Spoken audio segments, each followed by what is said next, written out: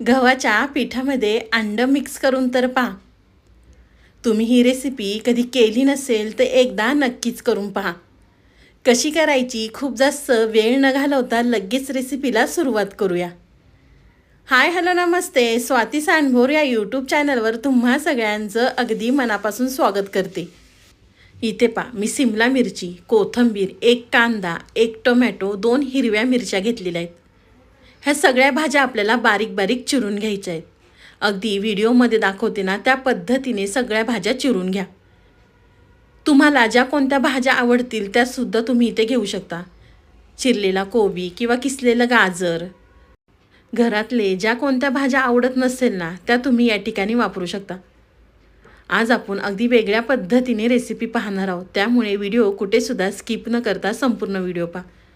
तर इथे पहा, मी मिरच्या चिरून घेतलेल्या आहेत, एक टोमॅटोसुद्धा बारीक चिरून घेतलेला आहे.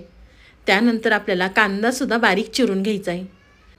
सुरीने अगदी जवळजवळ आपण भाज्या चिरल्या ना की अगदी छान बारीक चिरल्या जातात.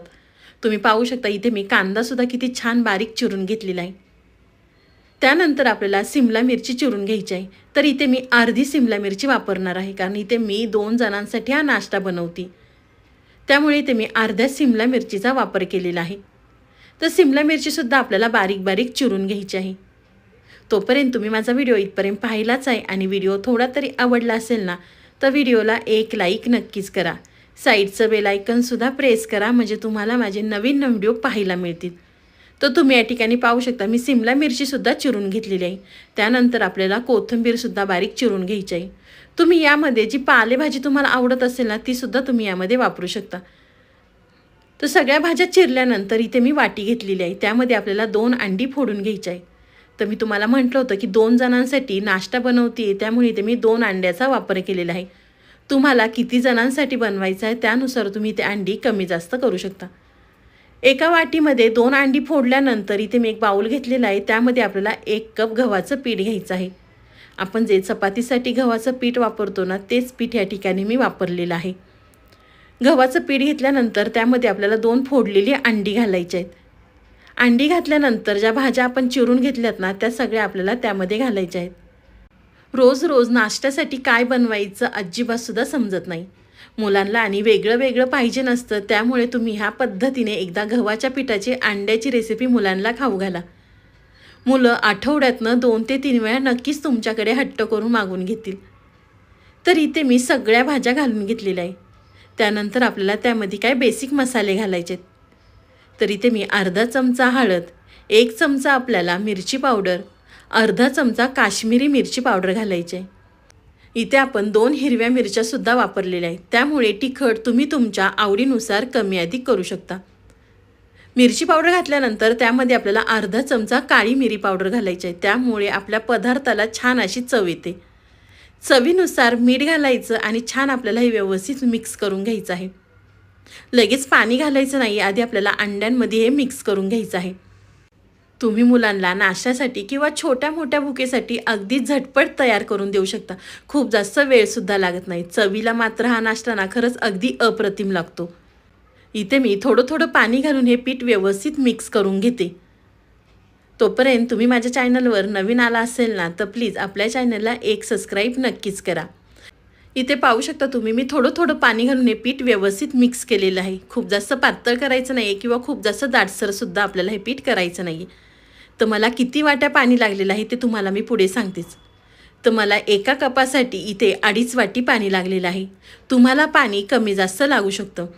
तर पीठ छान व्यवस्थित मिक्स केलं की एका साईडला इथे मी पॅन गरम करून घेतलेलं आहे.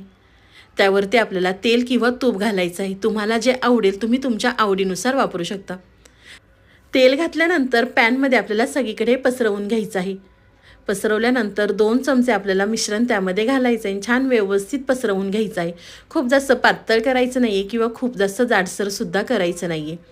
छान व्यवस्थित आपल्याला हे पसरवून घ्यायचं आहे. पसरवल्यानंतर त्यावरती आपल्याला झाकण ठेवायचं आणि 1 मिनिटासाठी आपल्याला छान हे भाजून घ्यायचं आहे. वरची बाजू कोरडी झाली की त्यानंतरच आपल्याला अंड्याचा पराठा पलटी करून घ्यायचा आहे. तर तुम्ही या रेसिपीला काय नाव देताल ते मला नक्कीच कमेंट करून सांगा. तर तुम्ही पाहू शकता वरची बाजू छान कोरडी झालेली आहे. त्यानंतर आपण दुसऱ्या बाजूने सुद्धा छान भाजून घेऊया. तर तुम्ही पाहू शकता अगदी इझिली पॅनमध्ये निघालेला आहे. अजिबातसुद्धा पॅनला हा पराठा चिटकलेला नाही आहे. तर दुसरी बाजूसुद्धा इथे मी छान खरपूस भाजून घेतलेली आहे. रंगसुद्धा किती सुंदर आलेला आहे ह्या पराठ्याला. दोन्ही साईडनी भाजल्यानंतर एका साईडला काढून घेते आणि अशाच पद्धतीने आपण बाकीचे सुद्धा पराठे या ठिकाणी करून घेऊया. आपण काय करतो, कधी मुलांना छोटी मोठी भूक लागली असेल ना, तर बाहेरचा वडापाव, समोसा असं न देण्यापेक्षा ना तुम्ही हा पौष्टिक नाश्ता मुलांना करून खाऊ घाला. यामध्ये आपण भाज्यासुद्धा वापरलेल्या आहेत, त्यामुळे अगदी हा नाश्ता पौष्टिक झालेला आहे. आपण यामध्ये मैदा किंवा बेसन पीठ न वापरता छान गव्हाच्या पिठापासून हा नाश्ता तयार केलेला आहे. तर तुम्ही पाहू शकता इथे मी दुसरासुद्धा पराठा करून घेतलेला आहे. त्यावरती झाकण ठेवायचं आणि एक बाजू आपल्याला छान भाजून घ्यायची आहे. वरची बाजू कोरडी झाल्यानंतर आपल्याला दुसऱ्या साईडने सुद्धा छान खरपूस हा पराठा भाजून घ्यायचा आहे. करायला खूप जास्त वेळ लागत नाही, अगदी झटपट हे पराठे तयार होतात. तेलसुद्धा अगदी कमी लागतं. कमी तेलात ही आपली रेसिपी छान तयार होते. तुम्ही पाहू शकता दुसरीसुद्धा बाजू छान भाजलेली आहे. तर एका साईडला काढून घेते. 2 अंडी आणि 1 कप गव्हाच्या पिठामध्ये अगदी 3 ते 4 पराठे तयार होतात. 2 जणांचं अगदी आरामात पोट भरण असा हा आपला नाश्ता तयार झालेला आहे. तुम्ही हा अंड्याचा पराठा पाहुणे आल्यावर केला ना, तर पाहुणे तुम्हाला रेसिपी विचारल्याशिवाय राहणार नाही. अगदी लहानांपासून मोठ्यांपर्यंत सगळेजण आवडीने खातील. तर इथे मी बाकीचे सुद्धा पराठे करून घेते आणि दुसऱ्या साईडनी छान खरपूस भाजून घेते. पराठा केल्यानंतर त्यावरती आपल्याला झाकण ठेवायचं आणि दोन्ही साईडनी सुद्धा छान भाजून घ्यायचं आहे. तर इथे आपला अंड्याचा पराठा तयार झालेला आहे. दिसायला सुद्धा किती छान दिसतोय. तुम्ही टोमॅटो केचप संग किंवा मेयोनीज संग किंवा तुम्ही हा पराठा तसा सुद्धा खायला अगदी छान लागतो. तुम्हाला ही माझी आजची रेसिपी कशी वाटली ती मला नक्की कमेंट करून कळवा. व्हिडिओ आवडला तर व्हिडिओला जास्तीत जास्त शेअर करा. तुम्ही माझा व्हिडिओ कोणत्या शहरातनं पाहता ते सुद्धा मला कमेंट करून नक्कीच कळवा, म्हणजे मला तुमचे आभार मानता येईल. तर चला, तुम्ही माझा संपूर्ण व्हिडिओ पाहिल्याबद्दल थँक्यू सो मच. पुन्हा भेटूया. तोपर्यंत स्वस्त खा, मस्त राहा. बाय.